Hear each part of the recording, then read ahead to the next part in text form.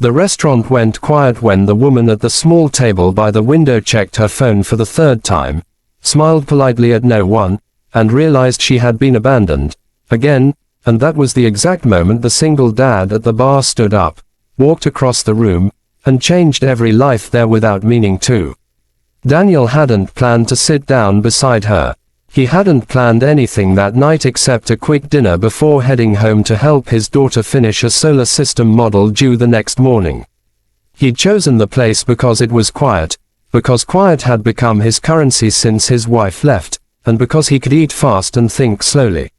From the bar he noticed the woman's posture first, shoulders squared, chin lifted, the kind of poise that came from surviving storms.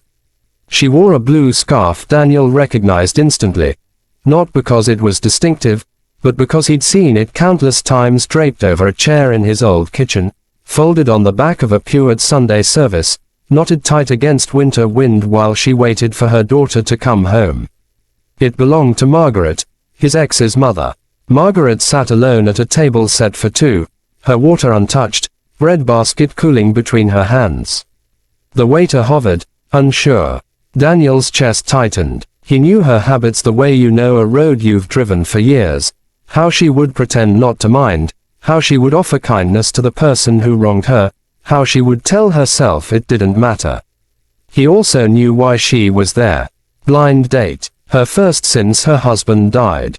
His ex-wife, Claire, had insisted she try again. "You're still alive, Mom," Claire had said. "You deserve something." Margaret had smiled and agreed because smiling was easier than arguing. Daniel watched her phone screen light up, then dim. A message arrived. He couldn't read it, but he could read her face. The corners of her mouth tightened. She set the phone down carefully, like it might shatter. The waiter stepped closer, ready to ask if she wanted to order. Daniel didn't think. He picked up his plate, took 2 steps, then another, and asked, "Mind if I sit with you?" Margaret looked up, startled. Recognition flickered, then something warmer, then confusion. "Daniel," she said. "What are you? Your date isn't coming," he said gently. "I'm sorry." She inhaled, slow and steady. "I know." The waiter froze. A couple nearby glanced over. Margaret's hands trembled just enough to betray her composure. Daniel pulled out the chair opposite her, then hesitated and moved it beside her instead, turning it slightly so they faced the room together. He sat. The waiter cleared his throat. "Another menu?" the waiter asked. "Yes," Daniel said. "For me." People stared. It wasn't loud or dramatic, just quietly shocking, the way kindness sometimes is. Daniel felt heat creep up his neck. He thought of the whispers that would reach Claire by morning. He thought of his daughter, Lily, and the model waiting at home. He thought of how much this woman had done for him when his marriage collapsed. The casseroles left on his porch, the afternoons she watched Lily so he could work overtime, the handwritten notes that said, "You're doing your best." He thought of how alone Margaret must feel in a room full of couples. "You don't have to do this," Margaret said, her voice low. "I know," he said. "But I want to." She studied him. "People will talk. They already do," he said with a small smile. The waiter placed a menu in front of Daniel and retreated. Margaret's eyes glistened, but she blinked it away. "He texted," she said. "Said he got cold feet. Said he wasn't ready." Daniel nodded. "That's not about you." She laughed softly, the sound brittle. "Everyone says that." They ordered together, choosing dishes. They'd both eaten 100 times in the past. Conversation came easily at first. Safe topics, Lily's school play, the way the city had changed, but beneath it ran a current of everything they weren't saying. Daniel's life had narrowed since the divorce. He worked 2 jobs, learned to braid hair, learned to stretch $1 and his patience. Some nights he felt like a failure wearing a competent disguise. Margaret listened the way she always had, with attention that made you feel like your words mattered. Midway through the meal, a woman from another table approached. "I'm sorry," she said to Margaret, "but I just wanted to say how beautiful it was that you didn't sit alone." Margaret smiled, surprised. "Thank you." Daniel felt something ease in his chest. Then the challenges came, as they always do when a fragile moment is exposed to the world. Claire called during dessert. Daniel's phone buzzed against the table like a warning. He declined the call, then excused himself to take it outside. "What are you doing?" Claire demanded the moment he answered. "Someone just texted me. They said you're on a date with my mother." Daniel leaned against the brick wall, breath fogging the cold air. "I'm having dinner with her," he said. "Her date didn't show. You couldn't let her be embarrassed privately." Claire snapped. "You always have to be the hero." "I'm not a hero," Daniel said. "I'm a person who didn't want her to sit alone."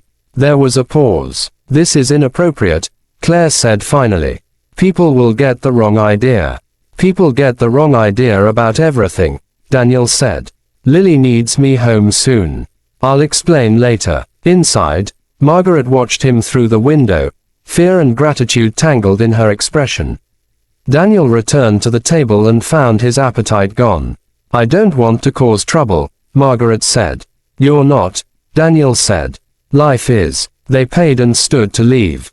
As they walked toward the door, applause rippled through the room, hesitant at first, then more confident. Daniel flushed. Margaret's eyes filled. She squeezed his arm, just once. Outside, the night was sharp and bright. They stood awkwardly, unsure how to end something that had begun without intention. "Thank you," Margaret said. "For seeing me." Daniel nodded. "Anytime." The days that followed were harder than the night itself. Claire was furious. Rumors bloomed and twisted. At school pickup, Daniel heard whispers. Lily asked questions with the innocence of a child who senses tension without understanding it. "Are you in trouble?" she asked. "No," Daniel said, kneeling to her level. "I tried to do something kind." Margaret called, voice apologetic. "I didn't mean to complicate your life." "You didn't," Daniel said. "It already was." They stopped talking for a while, giving the world time to settle. Daniel focused on work, on Lily's model, on routines that anchored him. Margaret focused on her garden, on volunteering, on learning to be alone without being lonely. Yet something had shifted. They had seen each other, truly, outside the roles that had defined them. Months later, Lily's school hosted a fundraiser. Daniel volunteered to set up chairs. Margaret arrived with baked goods, hair pinned up, scarf replaced by a simple necklace. They smiled, a recognition that felt like a quiet promise. The challenges returned, smaller but persistent. Daniel struggled with guilt, about Claire, about the optics, about wanting something when he'd barely kept his life afloat. Margaret struggled with fear, of judgment, of loss, of opening a door she'd closed after her husband died. They talked about it, slowly, honestly, choosing clarity over comfort. One evening, after Lily fell asleep, Daniel stood on his porch with Margaret, the air warm and forgiving. "I don't know what this is," he said. "I just know I don't want to rush it or hide it."